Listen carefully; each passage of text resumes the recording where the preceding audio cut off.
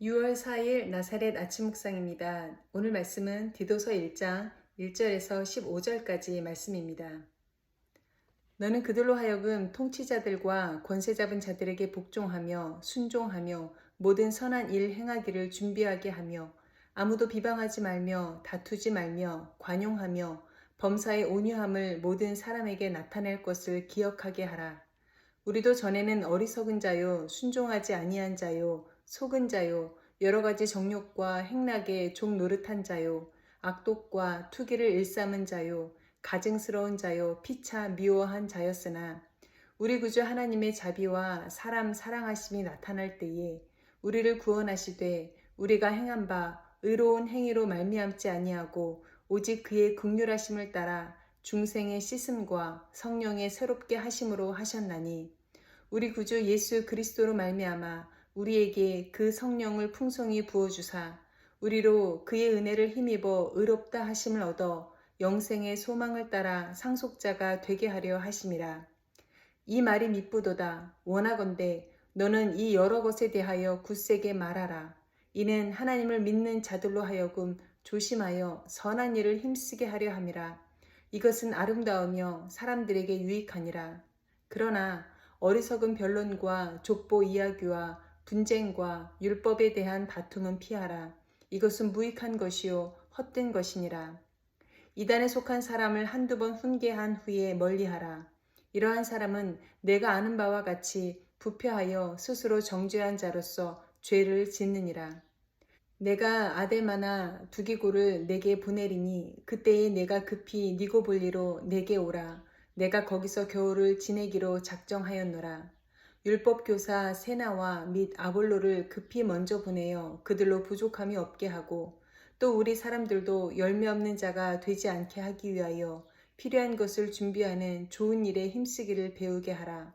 나와 함께 있는 자가 다 내게 무난하니 믿음 안에서 우리를 사랑하는 자들에게 너도 무난하라. 은혜가 너희 무리에게 있을지어다. 아멘. 처음 학생 비자를 가지고 미국에서 살 때와 또 영주권을 받았을 때 그리고 시민권으로 살아가는 지금은 그동안 가지고 있었던 신분증에 따라 우리의 삶이 참으로 많은 그 변화가 있었구나라고 하는 것을 느끼게 됩니다. 무엇보다 투표권의 유무, 범죄에 따라서 추방의 가능성 이런 것도 큰 차이가 있겠지만 가장 큰 차이는 우리의 국적이 바뀌었다는 것이죠. 그리스도인이 된다는 것도 마찬가지입니다. 그리스도인이 되면 우리의 국적은 하나님 나라 소속으로 옮겨집니다. 우리의 신분 또한 하나님의 자녀로 바뀌는 것이죠. 소속이 바뀌면 소속사에서 요구하는 태도와 행동 지침을 따라야 하는 것이 맞습니다. 바울은 먼저 이 땅에 거하며 하나님 나라 소속으로 살아가고 있는 그리스도인들이 세상의 권력과 통치자들에게 순종해야 한다고 가르치고 있습니다. 악한 권세와 불의한 지도자에게도 무조건 복종해야 한다라고 하는 것은 아닙니다. 믿는 자들이 사회적 의무도 다해야 한다라고 하는 것을 말씀하는 것이죠. 그리스도인이 되었다고 해서 세상을 등지고 우리끼리만 교회 울타리 안에서 담을 쌓고 사는 것은 요한복음 3장 16절에서 말씀하는 하나님께서 이처럼 사랑하신 세상에 대한 자세는 아닙니다. 사도 바울은 우리가 아무도 비방하지 말며 다투지 말며 관용을 베풀고 범사의 온유함을 모든 사람에게 나타내야 하는 것이 그리스도인이 이 세상을 살아가는 태도라고 말씀하고 있습니다. 우리가 예수님을 만나지 못했던 과거에는 불순종하는 어리석은 사람이었습니다. 쉽게 미혹당하고 정욕과 향락에 종 노릇하며 악의와 시기를 품고 미움을 주고받는 그러한 삶이었기 때문에 도무지 선한 행실과 어울리지 않는 존재였습니다. 그러나 이제는 우리가 그 어떠한 의로움도 행하지 않았음에도 불구하고 오직 예수님의 은혜로 죄 씻음을 받았고 아버지의 상속자가 되는 극진한 사랑을 입은 존재가 되었기 때문에 이제는 세상 가운데서도 선한 일을 행하는 것이 어울리는 존재가 되었다는 것입니다. 선한 행실이 구원의 조건은 아닙니다. 구원을 유지하는 장치도 절대 아니죠. 그러나 구원받은 그리스도인에게는 선한 행실이 따라와야 하는 것이 맞습니다. 왜냐하면 이제는 더 이상 내가 사는 것이 아니라 내 안에 예수 그리스도께서 사시기 때문입니다. 그런데 이러한 순서가 바뀐 사이비 종교가 우리 주변에는 얼마나 많은지 모릅니다. 구원의 은혜와 감격에서 나오는 선한 행실이 아니라 구원받기 위해서 억지로 선행을 무리하게 행하는 것이죠.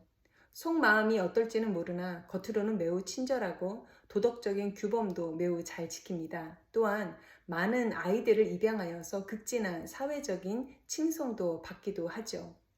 세상 사람들은 이들의 이러한 선행에 감격하고 칭찬을 아끼지 않습니다. 왜냐하면 눈에 보이는 명백한 구체적인 열매를 볼 수 있기 때문입니다. 그런데 반면 교회는 점점 더 말과 혀로만 사랑하는 공동체로 인식되고 있습니다. 구원의 은혜와 감격을 세상이 알면 안 되는 것처럼 마치 1급 비밀인 양 우리끼리만 간직하고 살아가고 있는 그리스도인들이 많기 때문입니다. 사도 바울은 우리에게 주어진 대가 없는 구원의 이 은혜를 굳세게 세상 가운데 말할 것을 당부합니다. 이 은혜는 숨길 것이 아니라 선포해야 하는 것입니다. 내 입술로 직접 시인하여서 자랑하면 은혜에 대한 책임감이 실리게 되어 있습니다. 그럴 때 우리는 더욱 선한 일에 힘쓰게 되며 이 일로 많은 사람들을 유익한 삶으로 이끌어 줄 수 있다고 사도 바울은 말씀합니다. 사람들에게 돌아가는 유익이라 하는 것은 단지 생활의 수준을 높여주는 그런 일차원적인 것이 아니라 구원받는 유익이 더해진다는 것을 의미합니다. 세상의 유익이 아무리 크고 좋다고 해도 구원받는 유익과는 감히 비교할 수가 없는 것입니다. 우리는 어두운 세상 가운데 선한 양심으로 선한 일을 행하는 그러한 삶을 살아가야 합니다. 그런데 이렇게 벅찬 시간을 살기에도 바쁜데 의미 없는 논쟁과 과거 족보 자랑으로 이러한 시간을 낭비해서는 안 됩니다. 도무지 훈계를 받지 않으려고 하는 이단과의 의미 없는 싸움의 시간도 우리는 아껴야 합니다.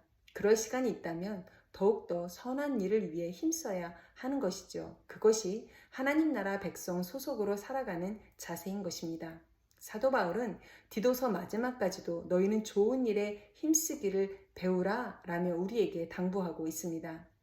해마다 한국의 개신교는 교단별 등록 교인 숫자를 보고받아서 통계를 발표합니다. 그런데 어느 해에는 한국 개신교 신도 숫자가 대한민국 국민 전체의 숫자보다도 많이 나온 때가 있었다고 합니다. 각 교회마다 성도의 숫자를 부풀려서 보고한 결과입니다. 매우 부끄러운 통계이죠. 수많은 교회 그리고 수많은 그리스도인들이 지금도 오늘도 저를 포함한 여러분까지 지금 이 땅을 살아가고 있습니다. 그런데 정작 우리는 세상 속에서 선한 영향력, 선한 행실을 얼마나 끼치고 살아가고 있는지요. 먼저 우리가 회복할 것은 내가 받은 구원의 은혜와 감격입니다. 그 은혜를 회복하면 내 안에서 그리스도의 사랑이 충만하여 세상 가운데 선한 행실을 기쁘고 즐겁게 감당할 수가 있는 것입니다. 억지로 행하는 선한 행실, 그로 인하여 이 행실이 오래가지 못하고 결국은 실족하여서 넘어져 버릴 그런 행실이 아니라 우리 안에 살아계신 예수님과 더불어 기쁘고 즐겁게 이 세상을 섬기며 그들을 유익하게 하는 그러한 삶의 자세로 이 땅을 살아갈 수 있어야겠습니다.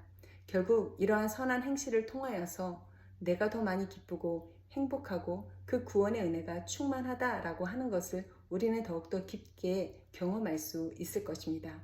오늘도 하나님의 선한 행실을 행하며 기쁘고 즐겁고 거룩한 날이 될 수 있기를 주님의 이름으로 부탁을 드립니다. 기도하겠습니다.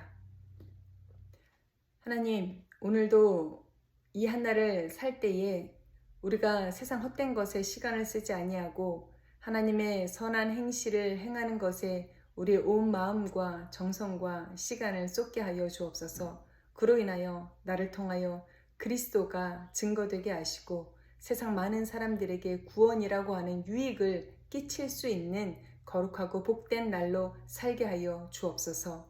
감사드리며 살아계신 예수님의 이름으로 기도합니다. 아멘.